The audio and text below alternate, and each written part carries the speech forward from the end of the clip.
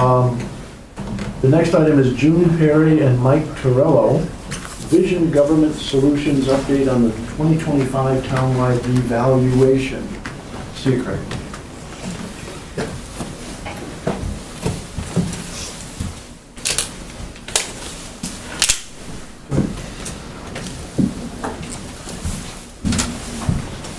Hello.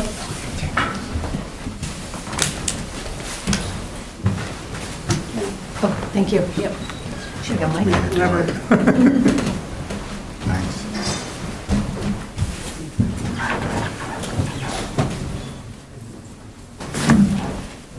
Hi, everyone. I'm Mike Torello with Vision Government Solutions. I have June Perry with me. Hi. We both worked on the project along with other people.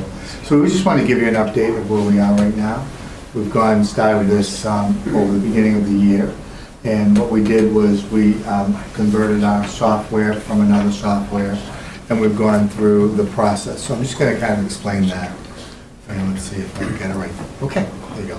So the process summed up is that we obviously have to take the data, and working with the assessor's office in the town, we have to convert the data that you have into our software system. We have a method of doing that through going through all the collection of the information on the properties and information about tables that they have for valuing.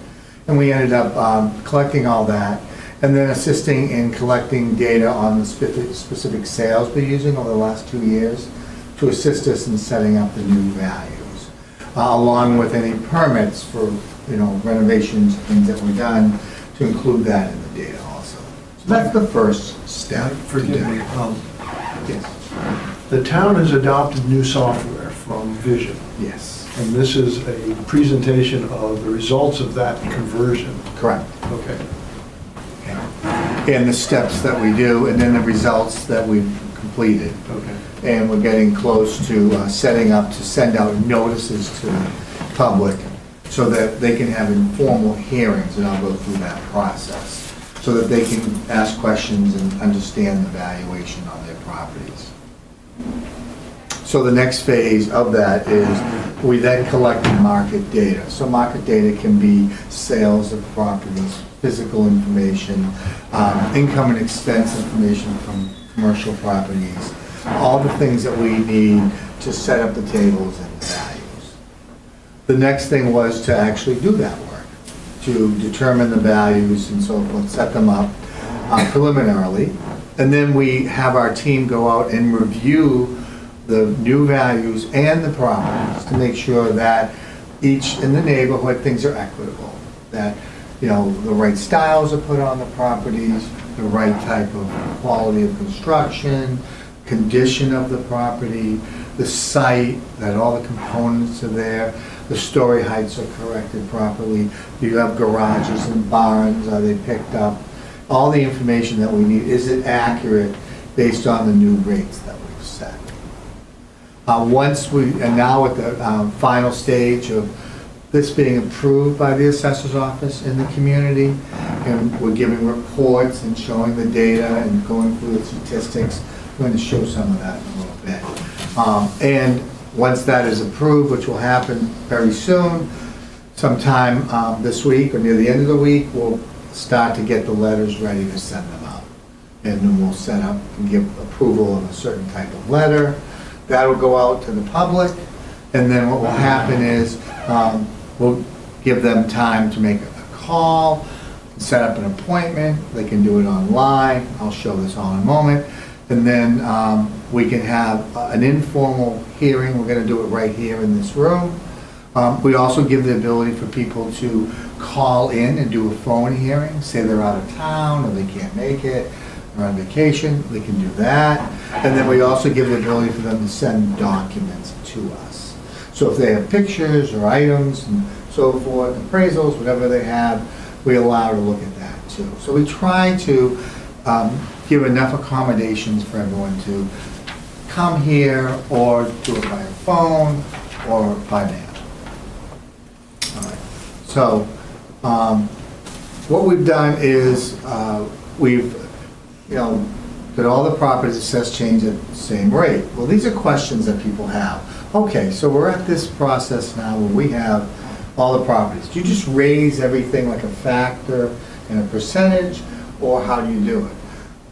We don't do it that way. What we do is we kind of start fresh and look at what's happening in the market by the different types of properties there are, the condition of them, the square footage, like we talked about when we gather the data, and we try to value fresh, because we all know as time goes on, there may be certain types of properties that become more desirable than others when the market changes.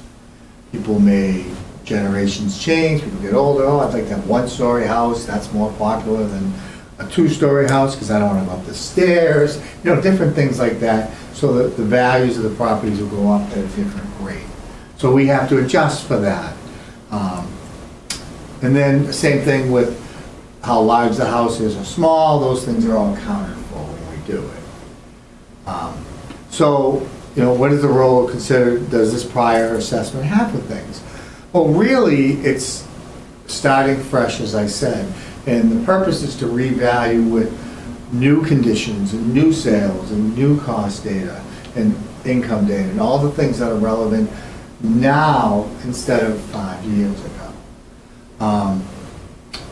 So they're really not changed by a percentage, they're changed based on what the market indicates for most types of properties. So there are 3 approaches. It's kind of funny, I always say there's 4, because when we do all the work, sales approach, look at the sales. And then cost approach, if it's new construction, we'll look at the new construction and the land sales. And then income approach, usually done more on what you can rent the properties for the commercial properties. And then what the expenses are, the vacancies. And a capitalization rate is just something that takes the income flow and then turns it into a value. That's the income approach. The 4th approach we do at the end is common sense. That's the most important one, I think, of all. I've been doing this for 38 years. I always say the most important approach is common sense. Does it look appropriate? Does it look, reasonable for the types of properties? Are things consistent? Does it kind of meet the taste and smell test? So we look at all this, and we will put cost approach values on the card so that they can see what a land value is, what a building cost is, what depreciation is, because we're required to do that so we can see the components of value. But they're tested against sales, and they're tested against income, expenses, vacancies, because really, if someone is purchasing an income-producing property, they'll pretty much look at the income approach. If they're looking at a sales property like homes, they'll pretty much look at the sales. Again, this isn't rocket science stuff, it's common sense. However, we are required to put these cost items in there, but they're reflected from the values of the sales approach and the income approach. And that is kind of very important to understand. So it's called like a reconciliation of these property values based on those approaches. So once we've used 2 years worth of sales and we're gathering income and expense information and surveys and so forth from the commercial side of current information. And we look at these by, kind of what we do is we look at this like you would look at a table. We want to make sure that it's round all the way around. So we look at it based on location of the properties. We look at it based on the style of the property, the age of the property, the neighborhoods that the properties are in, the elements of the property, all these different things. We're able to run statistical analysis based on all these variables. So we can kind of see, as the analogy of, is it really a completely round table? When we walk around it, oh, there's a turn in it or something. Oh, we have to adjust for that. So what we're doing by looking at things at all different angles, we're making sure that we're as consistent as we can be, and then we've accounted for all the variables that determine valuation. And that's really very important. That's the common sense of looking at everything and saying, does it look right in the smell test and so forth. So our initial process is being completed, And so far, we've had statistical changes from the previous 5 years when we set the values. These are the overall changes that have occurred for the whole community. Overall is about up 43% over 5 years. So this is 8 to 10% type of a year of increases, which has been kind of similar. It's been more in the earlier years. It's starting to slow down a little bit now because interest rates went up and, you know, the values are getting so high that they're slowly slowing down. But over cumulatively of 5 years, that's been about the average. The single families are about 45%. Condos are always seem to be a little bit higher, and that's because they're usually an entry-level type of property that can come into the community. And sometimes it's a little bit more desirable, but sometimes there's not as many of them available. So they tend to be a little bit higher. Multifamilies tend to be sometimes a little bit higher too, because you can get a little extra income out of it, or you can have family members be there with you. So it adds a little extra services to you. That's why sometimes they're desirable. Plus, there's less of them. They don't come on the market quite as much. Vacant land stayed pretty level to what the overall was, consistent. Apartments, again, also, they're income producing, and then you can get more higher utility with apartments. So even like a 4-unit, 5-unit, 6-unit can be almost on a lot the same as a house, but it has higher utility because you can get 3 or 4 residents in there instead of just one. So that's a desirable item too. Mixed use can be anything in a community, especially a rural community. It can be a house with a little service shop. It can be downtown where it's got apartments above, you know, retail and office. And that also seems kind of similar to what the overall is. The industrial, well, we don't have much. There's only about 18 properties, so there's not that many, and a lot of them are utilities and different things like that. So that is about what it is, but it's hard to look at a statistic when there's very few properties. The reason why it's a little higher is we had 2 more industrial properties that had renovations done to them, so some of that add is permits. So that's a small statistic. The commercial, there's a fair amount, about 150 or so commercials, and that's gone up slightly light, mostly because the retail part and the mixed use part, or in this case the retail part of the properties, they've gone up pretty good. They're in like the 40 range. The office buildings are not going up as fast as some of the other types of car services and shops and retails are. A lot of it is less people work in the office now, they work from home. So there's less demand for the space. So that's what's brought down the percentage slightly. And there's a decent amount of office space in the community. A lot of medical, because the hospital, you get that. Although the dentists and the professionals seem to be pretty good, it's more the general office that's been pulling it down a little bit. Still relatively close to percentage. And we are not fully done with the commercials. We're at the last stage, so we're still making a few changes to this over the next couple of days. But time is time, I had to get it in, so we're just about done with the town's reviewing it, so that could change a little bit.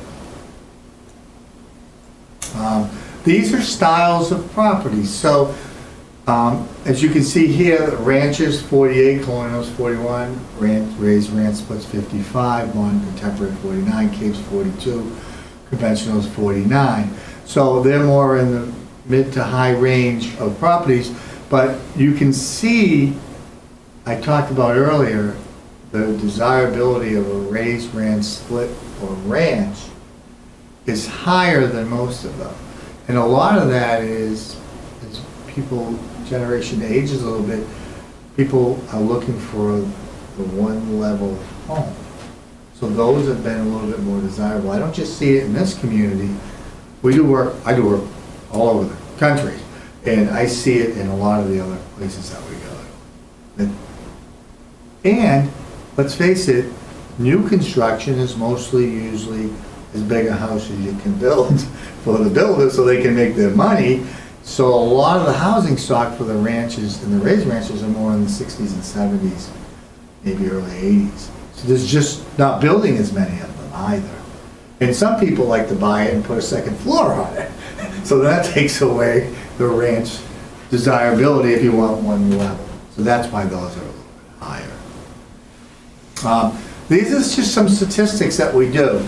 And it's not rocket scientists again. These are some counts of some of the sales that we've had. And the median is the midpoint, obviously, and we try to be around 100%. You can see at the bottom, we're right around 100%.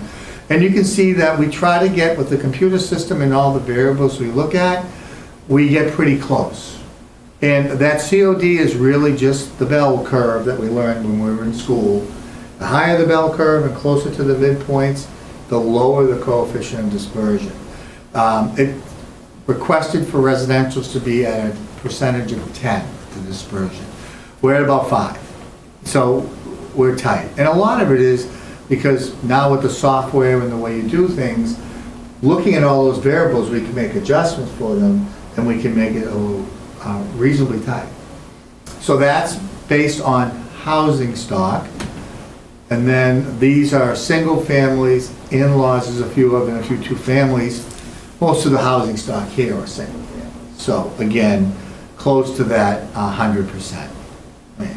And now you can see that the median sale price is up to $475,000 for a house based on this statistical analysis.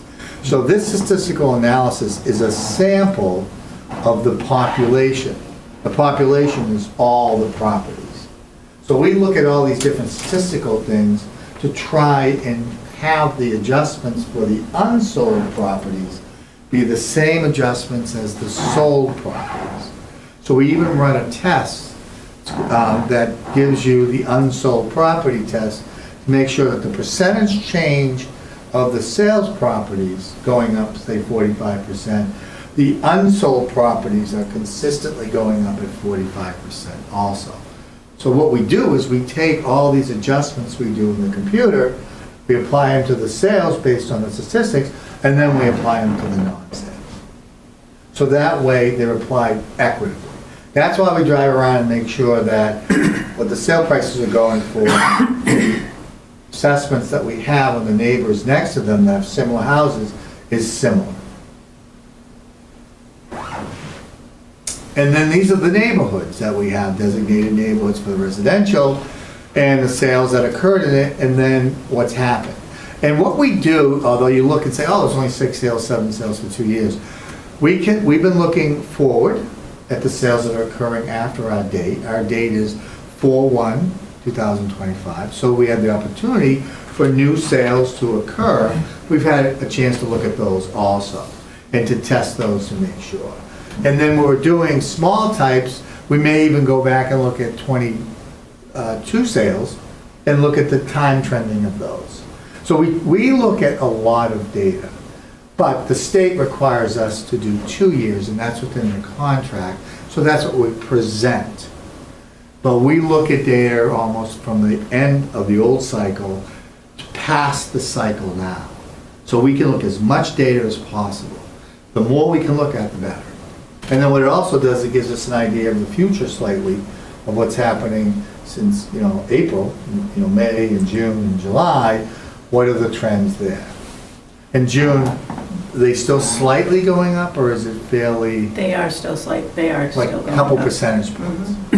Yeah. But nothing like it was a few years ago when it was going up 10 to 15% a year.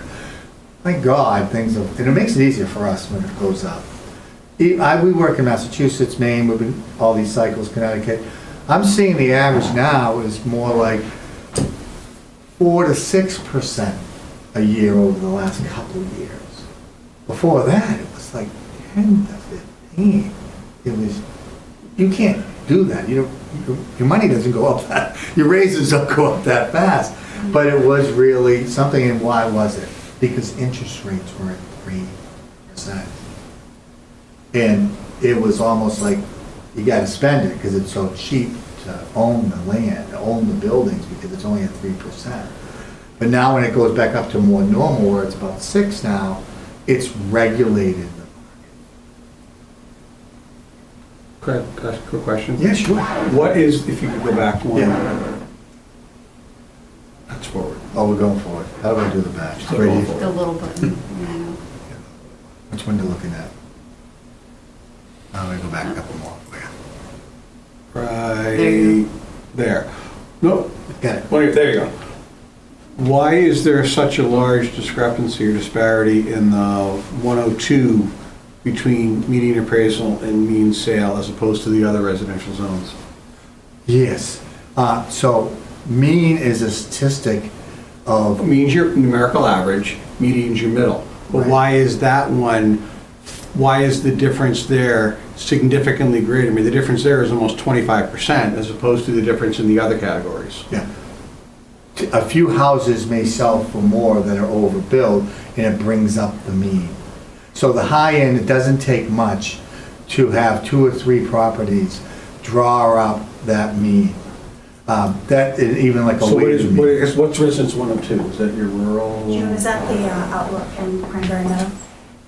Okay.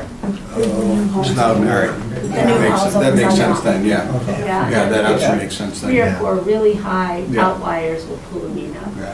So the average of tendency, like the, we always like the median, because it disregards those trends that. I was just can curious, but now that I mislead. know those neighborhoods, it makes You got complete it. sense Yeah, I why was gonna that, ask how you divide. why that mean is so much higher. Yeah. Yeah. The neighborhood consists of a lot of different things, obviously, geographical areas, housing Right. stock, hills blocking, changing things, railroad tracks. It's amazing how that is, and it's funny is, usually the people that live in it and go to it almost identify, oh, you live over in the Chalk area, or you live over in the west this, and especially when you get into more communities that are gridded. It's unbelievable. Some assessors can tell me, example is Quincy, Mass. Quincy's been around a long time. And the assessor will say, oh, okay, this is Howe's Neck. It stops at this house. So when I was doing the GIS to develop it, she's almost like, no, you can't count that house. That's in West Quincy. I'm like, this woman was about 75, 80 years old at the time, and she knew everything about the neighborhoods.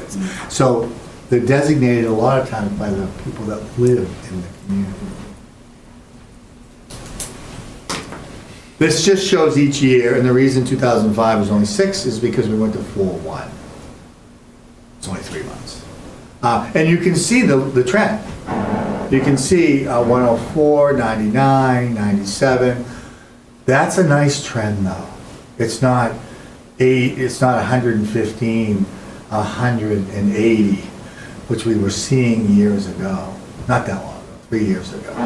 So what we're seeing now is it's not a bad time in the sense of revaluing, because I think it's going to stay relatively stable, hopefully, for the next couple of years. And you won't have it all of a sudden drop to 80 right away. Now, don't quote me, you never know. 2 families, not that many. These are the condominiums, so these are all the complexes, and these are all the ratios with it. So what we do with the condos, June, did you have different styles from townhouse? Condo style, yeah. So we identify by style first, garden style, townhouse style, and then within that, then we value it by the complex. The complex can be in a certain desirable location, it can be a certain type of construction that was done, it can be certain amenities that they have, that will make things higher than another complex. So what we do is, we do complex adjustments, and then within the complex adjustments, we might do location, if it's an end unit, second floor, third floor, we make those adjustments as needed. And the market data tells us where we need to make those adjustments. Then once we get them all done, our goal is the median tendency and the COD to be under 10. Some complexes are a little higher than others because they might have more variances to them. You have 3 self-filled village areas, but you don't have the Trail's Edge there. Jim? Why is that? That is one of the newer, is the Trail's Edge. Trail's Edge? It's still classified as a self-field That's why there's so many sales. Right. Southfield newer buildings too is Trails Edge. Yeah.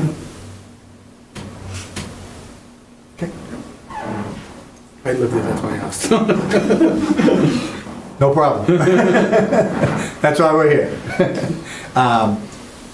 And then, these are the commercials.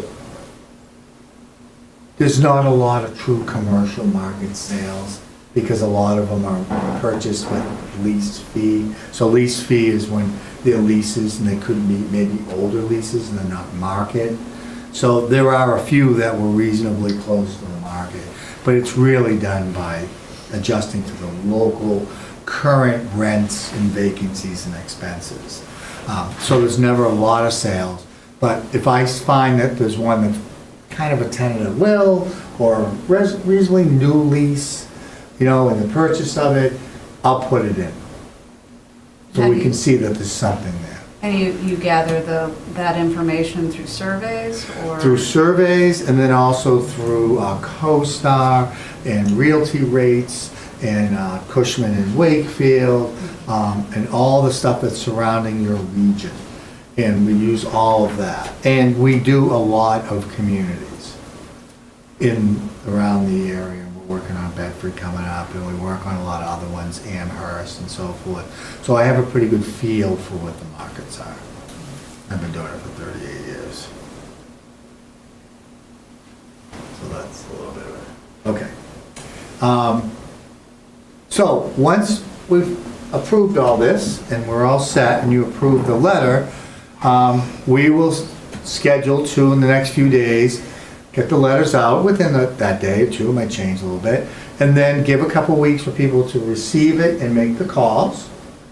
And then we'll start the informal hearing process for a few weeks, and then give them the opportunity to schedule the informal hearings, and we can do it. It is by appointment only, and again, we're offering by phone, in person, and also for them to send information in, and that'll all be identified on the letter of that information, which will be approved by the town.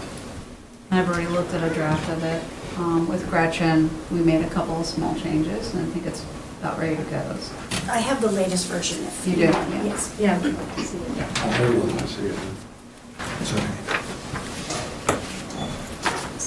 And we'll send a copy out to you as well. Ay. Yeah, lots of print.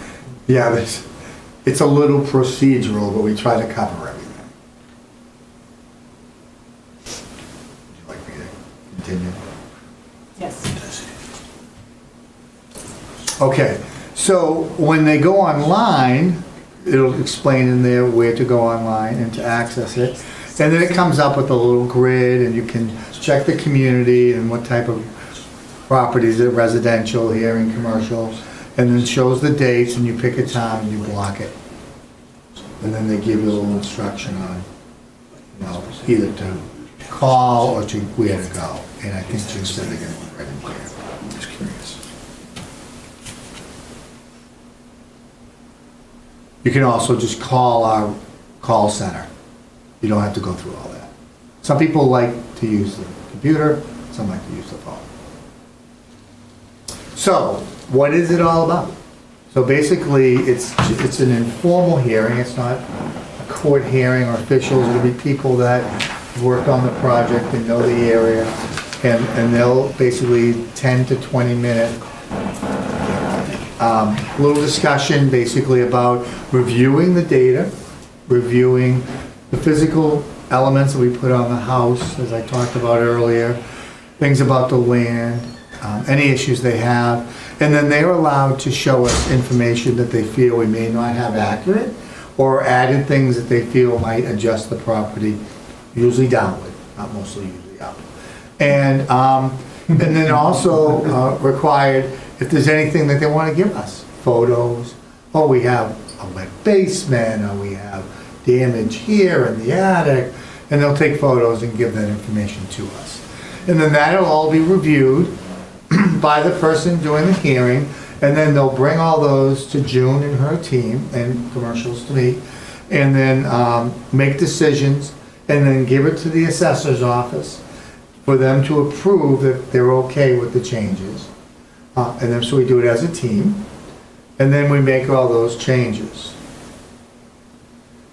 They can also go in and, so this is where you can review data that we can have, information on our website, they can review the assessments, and then they'll have the record of the general information right on the website. They can look at comparables, they have ability to run comp sales of, like in their neighborhood or their style of property. They can look at other neighbors' assessments for consistency, so they can access all this information. And then we have a question and answer thing, what happens during a revaluation. So they can go in, and there's all these questions that people have asked along the way. We have questions and answers for them. So the website's pretty good. I think that'll be on your website too? Yes. Yes, Link to it. absolutely. Yeah. And then it's also on vgsi.com. You can just go right on it. It says town databases. It's pretty easy to access. Our property cards won't be updated in time, will they? It will be, they have to be, Really? yeah, The new cards. yeah. Yes. the cards. That's why the conversion and the reval all happened at the same time, just to make Okay. sure that everything Okay. was within And this is all deadline. going to be ready, is it ready now? It will be after tonight's meeting. Yeah, we're just about done. We got them looking at the last few changes on things, but you can see all the statistics are done, all the data's been put in. And Gretchen, you've been reviewing them, Mary Beth's been reviewing them. Mary Beth has been on it, absolutely. Yes, and she's working with me. on Lots the of eyes commercial are side. on these. Yeah. Well, there's going to be a lot of other questions. Yep. Because people don't want to read Oh, the yeah. small type. Thanks. Yeah, I think we Thanks, need to. Bill. I think we need to work. I mean, if we make it larger, it is gonna be multiple pages, and the goal was to try to keep it to a single page. So it is challenging. Yeah, Let's take a look at it. Yeah, I I think the agree. most important pieces here are going to be the website and your reassessed value and that sort of thing. Yeah, so are you done or? Almost, last slide. Okay. So, what if they disagree with the values after our informal hearings? They can still file for an abatement with the assessor's office. And then they can also, if they're not happy with that, they can appeal it to the Board of Tax and Land Appeals, or to the County Superior Court. And then these are the dates and so forth. I think that's it. Okay. Thank you. Mike, You're welcome. any further questions from the audience? Yes, sir.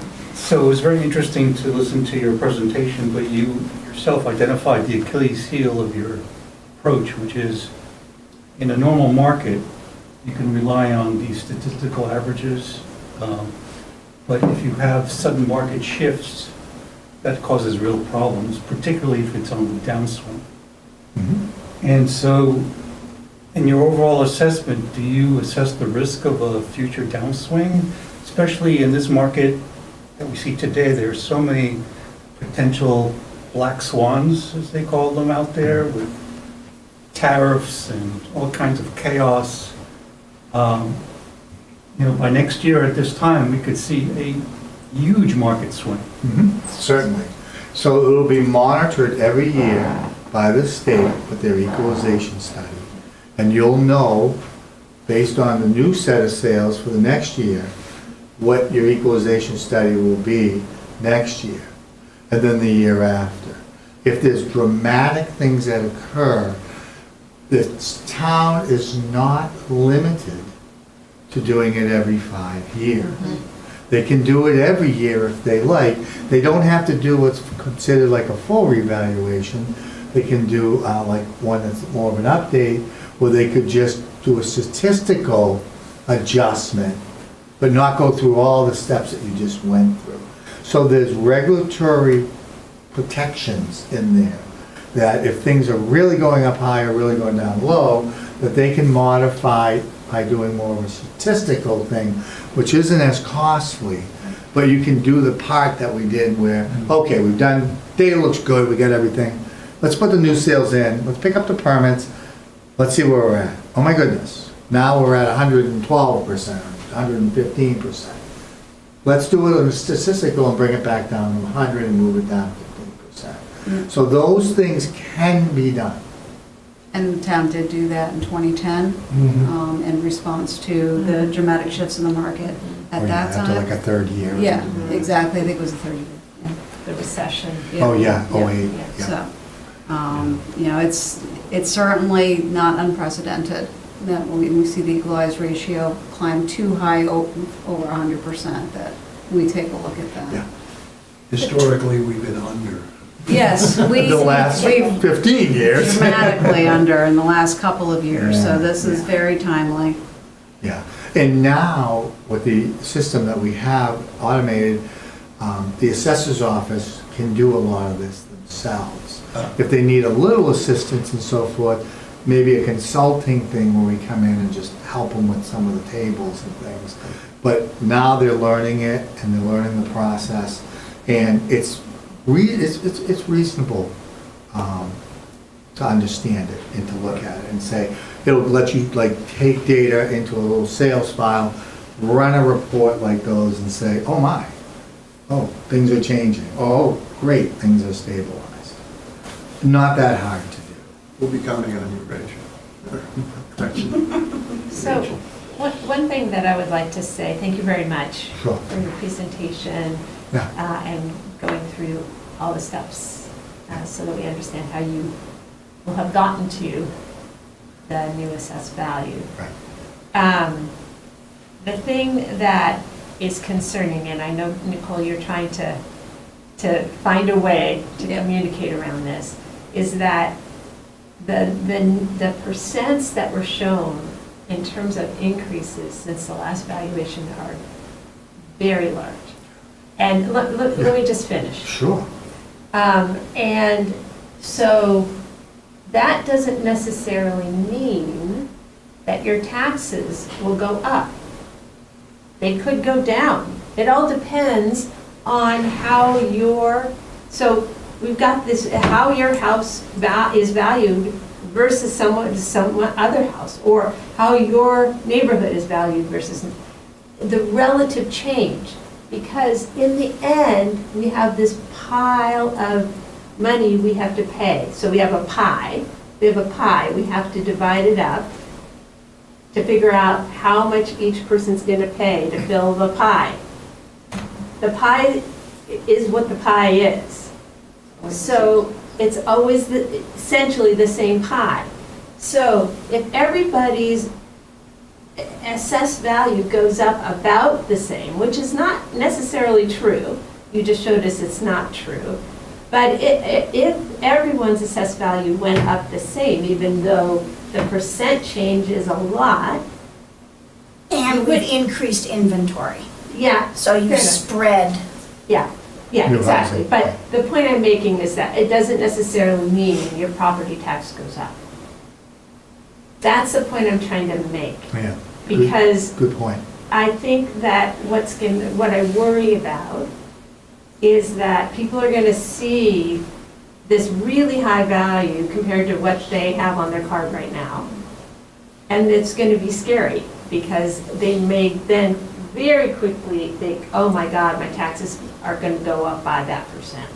And that's not the case, and I know this is what you're trying to get out of I'm here. trying to get out there, yes. Yeah, and It's so very difficult, though. It's very difficult, it's very difficult. Yeah. I think one of the things that a lot of people don't realize is that the difference between market value and assessed value is reflected every single year through the application of the equalized valuation ratio. It hits your tax bill every single year anyways.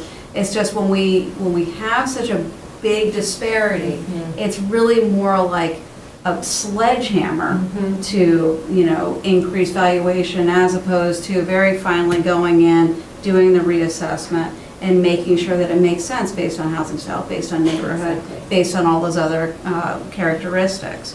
So it's a difficult concept for people to wrap their minds around. It took me years working here before I really started to understand it. So I certainly understand where people who don't live and breathe this stuff every single day struggle with it. Yeah. This is a perennial problem, and what enhances the problem is the fact that the tax rate probably will go down this fall but we won't know until after everybody's got the reval. Exactly. So it's like, That's the challenge. You know, It's every like, year we do this. yeah, the egg is before the chicken or whatever, so, Anyway. yeah, that's Okay. exactly right. All right, thank you so much. Sure, all set? All right. Yeah. Okay.